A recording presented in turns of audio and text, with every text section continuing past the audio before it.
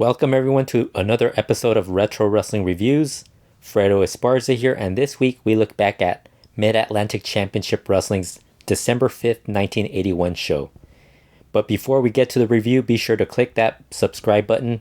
We'll have more wrestling show reviews as well as the Lucha World podcast and other content available on this channel. This episode of Mid-Atlantic Championship Wrestling was taped on December 2nd, 1981 at the WPCQ TV studios in Charlotte, North Carolina. It aired on December 5th, 1981. Bob Caudle and David Crockett are on commentary. They are quickly joined by Sandy Scott, who gives them some updates on what has been going on in the Mid-Atlantic territory. He says Ole Anderson has picked a tag team partner to defend the NWA World Tag Team titles, and that it is Ray the Crippler Stevens. And Gene Anderson will be their manager. The first match on this show is Blackjack Mulligan Jr. and Jake the Snake Roberts beating Jerry Prater and Tony Russo after a high knee across Prater's chest by Mulligan Jr. gets him the pin. Lots of quick tags from Mulligan Jr. and Roberts throughout the match. They controlled and dominated the match rather easily. For those not familiar with or haven't heard previous episodes, Blackjack Mulligan Jr. is Barry Windham. That is then followed by Big John Studd, who joins Bob Caudle, and he tells Caudle that he's excited that the big redneck, Blackjack Mulligan, is upset that he slapped his kid. Studd asks that they re-air the clip of him slapping Blackjack Mulligan Jr. He insults the Mulligans and says he'll have the last laugh.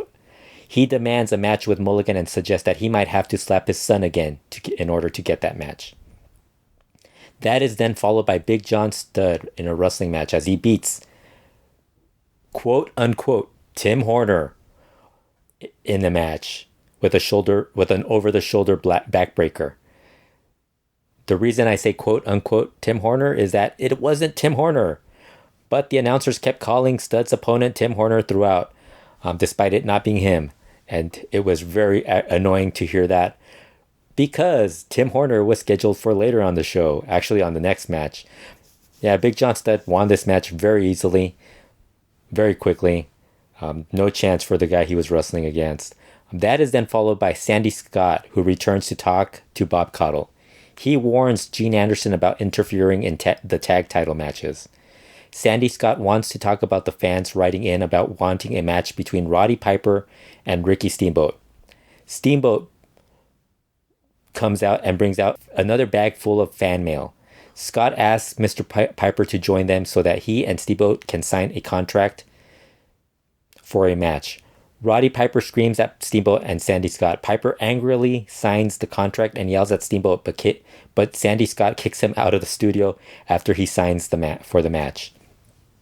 Steamboat then signs the contract as well and thanks Sandy Scott and the fans for getting him this match against Roddy Piper. Sergeant Slaughter then joins Bob Caudle and David Crockett and lets them know he has been preparing Jim Nelson for his upcoming match for the past week, and he even punished him a bit. He says Nelson is going to be an angry man in the ring. That leads to the next match, which is Private Jim Nelson beating Tim Horner after a clothesline. This time it really was Tim Horner. Sergeant Slaughter and Sandy Scott both stayed on commentary. Blackjack Mulligan then showed up and he started arguing with Sergeant Slaughter.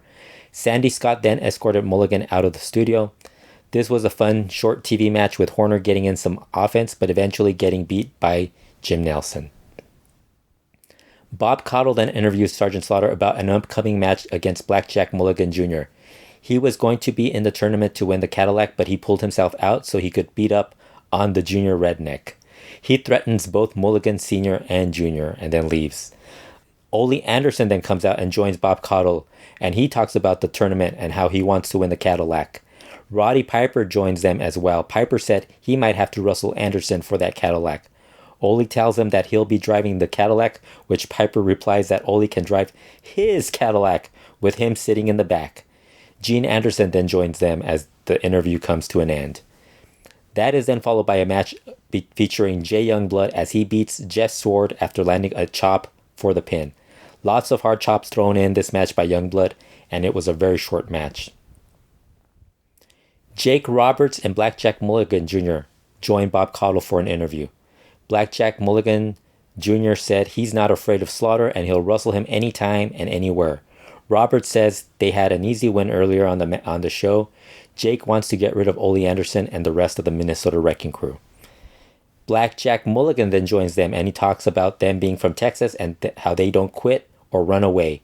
He found out that Sergeant Slaughter was indeed a Marine but said he was a cook. He also threatens to bust Stud's nose for what he did to Blackjack Mulligan Jr. We then get the next match, which is Ole Anderson and Ray the Crippler Stevens beating Buddy Landel and Paul Number One Jones after Stevens caught Landel with a knee lift for the pin.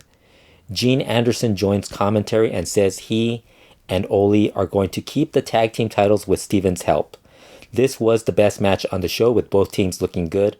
Late in the match, Ole Anderson decides to toss Landel right at Ray Stevens, which knocks both of them down.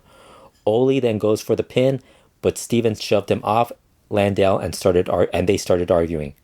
Gene Anderson went over to the ring and held Paul Jones by the leg so he couldn't help Landel. Landel kept going after Stevens, but he got caught by the knee lift and Stevens got the pin on Landel. After the match, Stevens grabbed one of the belts away from Ole Anderson and took it. The Anderson screamed at Stevens as he left with the belt. Paul Jones, Jake Roberts, and Ricky Steamboat joined Bob Caudle for a promo on the Charlotte Coliseum show. Jones talks about how no one can get along in Mid-Atlantic Championship Wrestling. Roberts and Steamboat agree about there being a lot of bad blood at the moment. Blackjack Mulligan Jr. vows to win the U.S. title from Sergeant Slaughter. That is then followed by the final match on the show, which is Pretty Boy Carl Fergie beating Larry Hamilton after a neck breaker. This was another short match. Really not much besides Fergie really dominating the bulk of the entirety of this match. To close out the show, Ray Stevens returns to talk with Bob Caudle and says Ole Anderson has cost him a lot of money. He says Ole cost him a world championship in the past and he tried to sacrifice him in this tag match like he did his stupid brother Gene. He knows Gene is Ole's brother and he's going to stick with him. Stevens says he's not Ole's brother and doesn't want to be his brother and thinks he's rotten and stinks. He says no one in pro wrestling is going to make a fool of him. He tells Ole that if he wants his belt back, he can come and get it. He says if he sees Ole on the streets, he's going to kick his can. This was a fun show that went by very quickly. The Stevens-Anderson tag match and post-match disagreement was the best part of the show. The interviews on the show were good as well. That's it for this review. Be sure to subscribe to the Retro Wrestling YouTube channel and we'll be back again soon with more reviews.